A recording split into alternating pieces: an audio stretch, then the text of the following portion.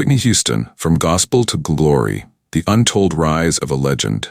What happens when a voice so powerful it could silence thunder is born into a family already echoing with gospel greatness? How does a shy girl from Newark, New Jersey become the most awarded female artist of all time? And why did the same spotlight that crowned her queen eventually cast shadows too deep to escape? This is not just a biography. This is a symphony of triumph and tragedy, a tale of glittering highs and gut-wrenching lows. From the sacred pews of the New Hope Baptist Church to the neon-lit stages of the Grammys, Whitney Houston's journey was anything but ordinary. She didn't just sing, she soared. She didn't just break records, she rewrote history. And yet, behind the platinum plaques and standing ovations, what was Whitney really searching for? In this video, we unravel the Church of Destiny, where a young Whitney first stunned the saints. The Clive Davis era, how one man saw a star before she even knew she was shining. Grammy glory and dance floor domination, the hits that made the world dance and cry. A flame flickering, the haunting descent of a voice that once lit up the heavens. So buckle up, grab your tissues and your dancing shoes, and prepare to ask yourself, how did it all begin? Why did it unravel? And what legacy did Whitney leave behind that still echoes today? Once upon a time, in the soulful city of Newark, New Jersey, on a hot summer day, August 9th, 1963 to be precise, the universe decided to drop a vocal meteor into the world. Her name?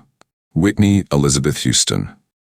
Born to John Houston, a no-nonsense Army veteran with a heart of steel, and Emily Sissy Drinkard, a gospel powerhouse whose voice could make angels weep, Whitney didn't just arrive, she descended.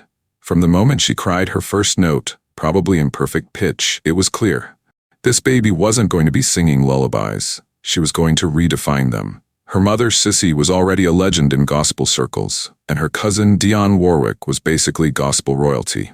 Whitney was practically baptized in rhythm and raised on harmonies. Whitney's first stage? The New Hope Baptist Church, where her mother was choir minister. Picture it. A little girl with a voice that could part the Red Sea, standing in front of a congregation that didn't know whether to shout hallelujah or just faint. Her voice wasn't just good, it was divine. By her teens, she was already turning heads, and not just in church pews. Enter Chaka Khan and Lou Rawls, who hired her as a backup singer. Backup, please. Whitney was like a Ferrari parked behind a tricycle, but she played her part, biding her time, waiting for the moment the world would hear her roar. In 1982, at just 19 years old, Whitney caught the eye and ear of Clive Davis, the music mogul with a sixth sense for stardom. He signed her to Arista Records, and 2 years later, she dropped her debut album like a sonic bombshell. At 21, she released Whitney Houston, featuring hits like Saving All My Love for You, Sultry Enough to Melt Steel, How Will I Know, a synth-pop masterpiece, Greatest Love of All, an anthem for every mirror-singing dreamer. The album didn't just chart, it dominated. Whitney became the first woman to debut at #1 in both the US and UK. In 1986, Whitney won her first Grammy Award for Saving All My Love for You, and guess who handed it to her? None other than cousin Dionne Warwick. Talk about keeping it in the family. Then came her second album, Whitney, and with it, the eternal bop, I Want to Dance with Somebody Who Loves Me. It was glitter, joy, and vocal acrobatics all rolled into one. Another Grammy followed. Whitney wasn't just a singer, she was a phenomenon. But fame is a tricky beast. By the early 90s, Whitney's life began to mirror a tragic opera. In 1992, she married Bobby Brown, the R&B bad boy with charm and chaos in equal measure. At first, it was Hollywood's favorite love story, glamorous, passionate, and full of promise. But behind the scenes, Whitney later revealed a darker truth.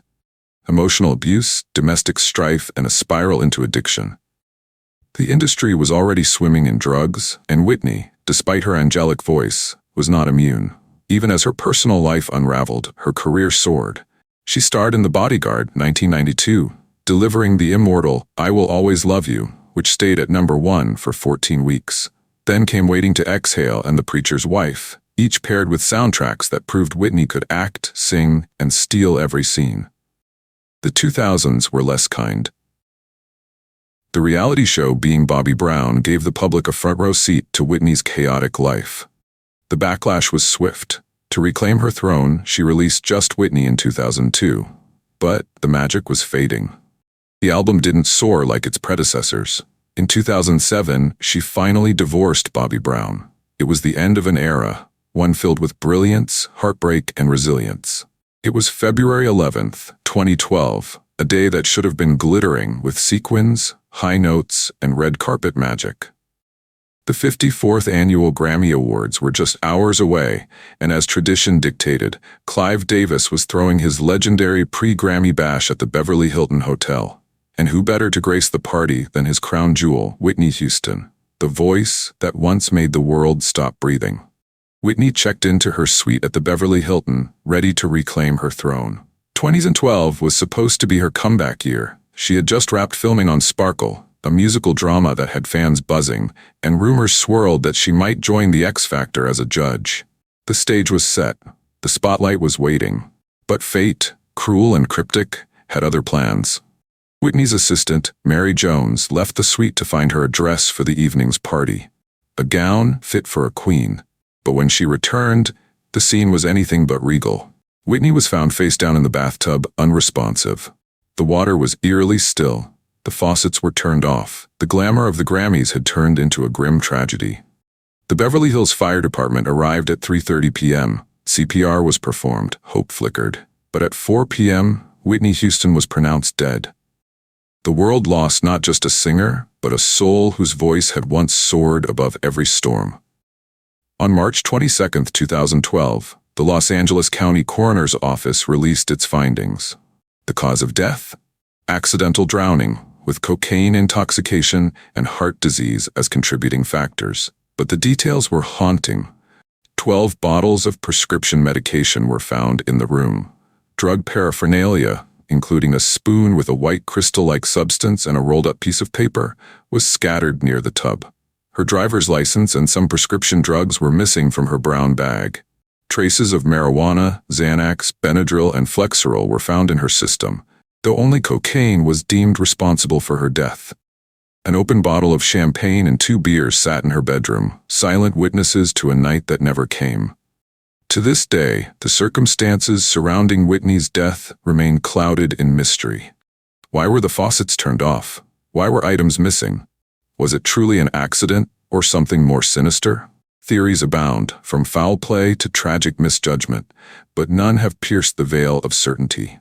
On February 19, 2012, Whitney was laid to rest in Westfield, New Jersey, returning to the soil that first heard her sing. Her funeral was a blend of sorrow and celebration. A diva's final ovation. Whitney Houston's story didn't end with a fade-out. It ended with a gasp. A reminder that even the brightest stars can burn out in silence. If you found this story gripping, heartbreaking, and unforgettable, don't forget to follow us, subscribe, and click that notification bell so you never miss another deep dive into the lives that shaped our world. More stories, more legends, more truth. Coming your way.